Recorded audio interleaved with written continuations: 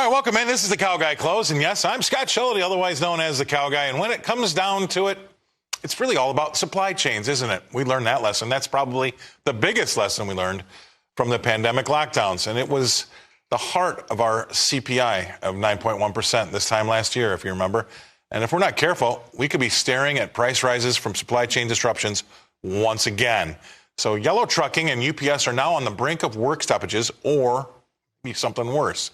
Yellow can't pay medical or pension contributions of up to about $50 million. The company's CEO has indicated through his tweets that he's ready for the company to fold. And then there's the UPS battle with Teamsters over pay. With a strike looming on August 1st, UPS has about 340,000 workers and handles 24 million parcels a day. They're 25% of the total commerce. Now, FedEx and the Postal Service, they can take up some of the slack, but they won't be able to take it all up. That's a problem. So is this the beginning of more of a wage price spiral or a massive supply chain issue causing prices to spike yet again? Now, my next guest has spoken about this a lot. Please welcome to the show, Kenny Polcari. Kenny, thanks for being on. You're the one that brought this up. You're the first person that brought this up, and it's probably just because we're older than most of the people we have on. But there are some things out there right now that are going up in price precipitously, not just this supply chain issue, that maybe this thing could come back and bite us again. What do you think?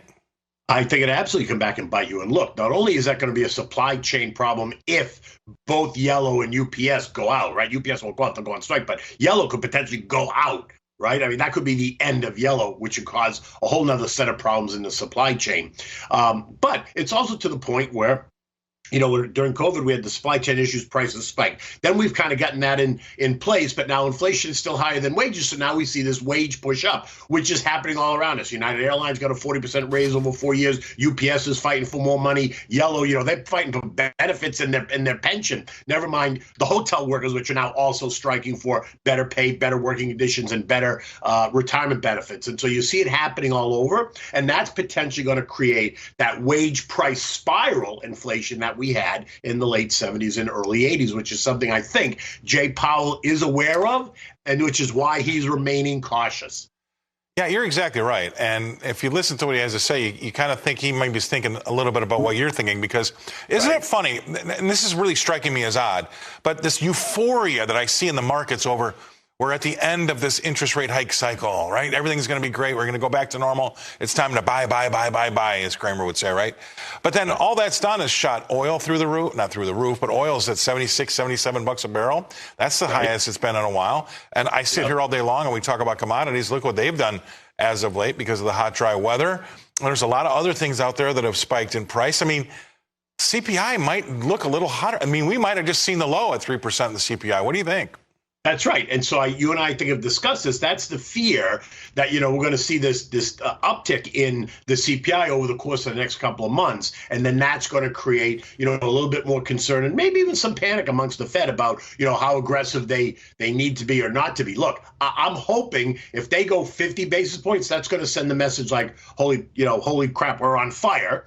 I think they're going to go 25, but then I think they're going to go 25 again in September based on what we find out in the CPI for August and then September before the next meeting. And I think, to your point, we could see the CPI tick up in the next 2 months, and that's going to be a problem for the economy and for Jay Powell and for the markets, because I think it's gotten well ahead of itself. Oh, it just drives me crazy. I mean, everybody's so happy it's all over. It's like I hear music. The happy days are here again, the 1920s.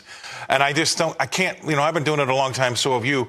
I know that for 2/3 of the folks out there, a lot of the folks that watch this show too, it's not that great. It's hard. I mean, what's eating away at their credit card balances and where they go out to eat, that stuff's not coming down, Ken. It's actually getting worse. And so when we have folks on that, they talk about how great the stock market is, well, a lot of people don't have a lot of money in the stocks and they're barely hanging on in their job and they can't ask for a wage increase. That's the problem. A lot of America is not sitting pretty.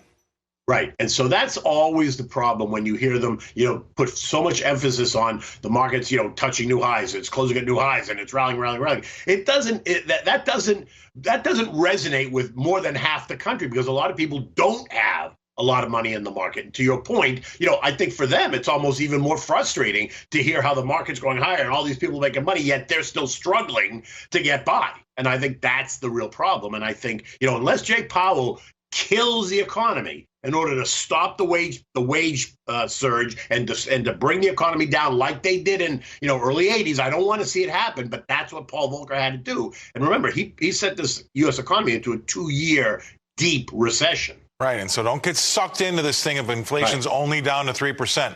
Folks, just know, Kenny and I have said 1,000 times, until we see a minus in front of that CPI number, prices are still going up, right?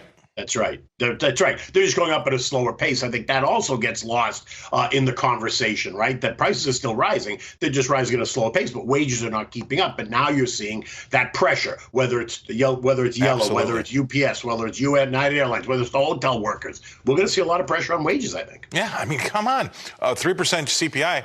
All right, they're only going up at 3%, but that's on top of last year's 9.1%, right? But listen, when they say they're only going up 3%, you and I both know if you go to the grocery store, I know food is going up a whole lot more than 3%. Food is not just not just quietly moving higher. Food is much more expensive, and that's the stuff that people need.